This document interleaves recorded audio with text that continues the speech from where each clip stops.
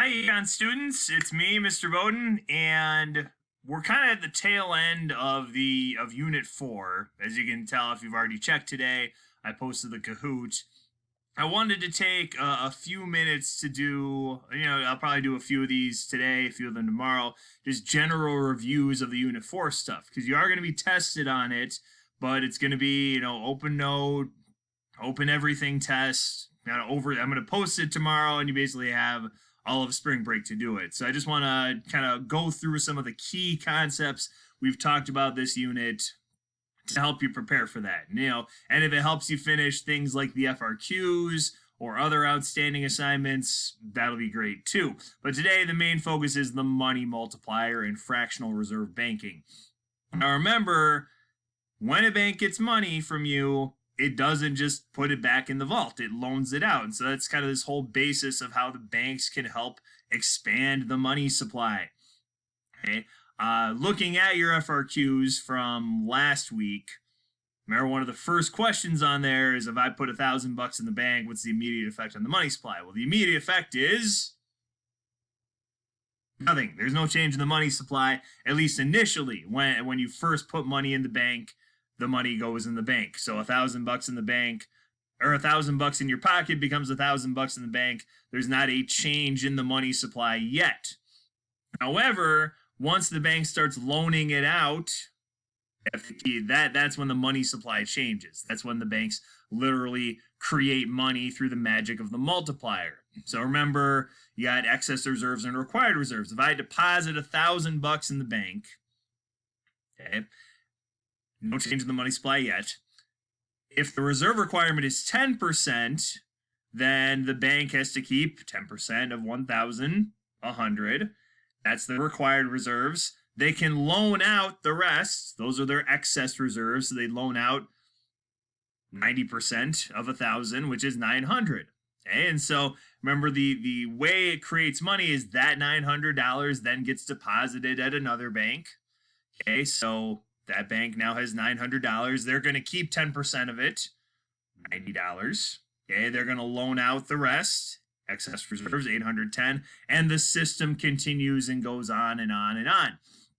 Easier way to do that, remember, the money multiplier, instead of just adding it up, because you had that assignment before we went on this extended hiatus, where you had to go line by line by line and figure out how much does the bank keep, how much does the bank loan out.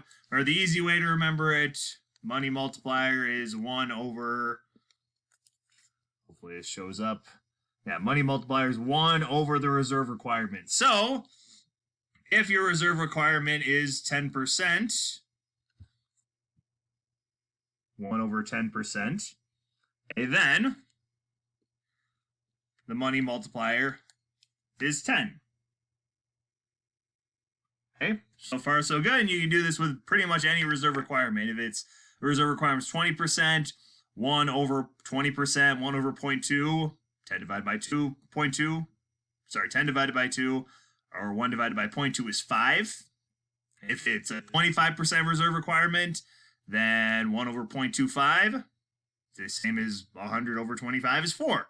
Okay, so and so on and so forth. So that's the money multiplier. Then the second part of that formula is, okay, so we deposited $1,000 in the bank.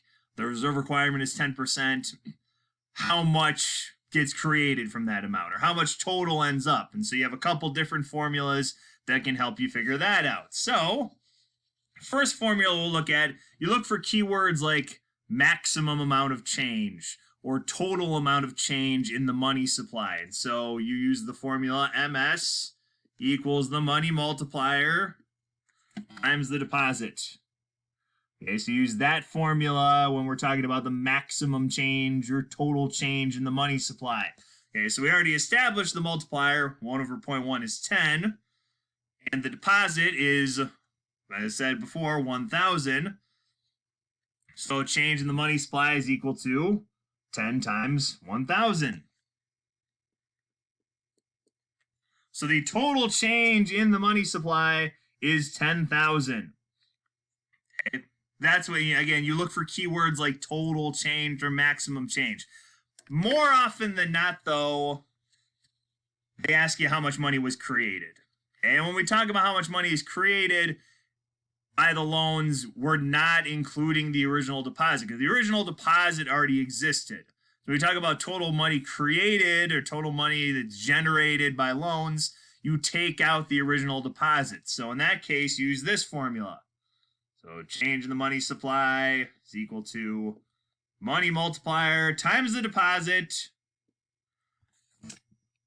minus the deposit. So change in the money supply is equal to, take the original formula, money multiplier times deposit, but you take out the original deposit, in which case, again, if we're using reserve requirement 10%, that makes the money multiplier 10. The deposit was 1,000 minus 1,000. So it looks like that. You end up with 9,000. So $9,000 were created by those loans. Okay, so those were. I think there's still like maybe 9 or 10 of you who are still working on the Unit 1 FRQs. Those are the basic formulas you need to figure out money multiplier and how much money gets created or generated or how much money total ends up in the system. Okay, hopefully that makes sense. Please ask questions if you're confused. Like I said, I'll be posting a few more of these over the next couple days, just going over basic concepts in monetary policy. It's kind of a big deal right now. It's showing up in the news every single day. The Fed has lowered interest rates a lot, trying to save our economy. Hopefully it works. Knock on wood. Yeah, please ask questions when you have them, and I'll talk to you again soon.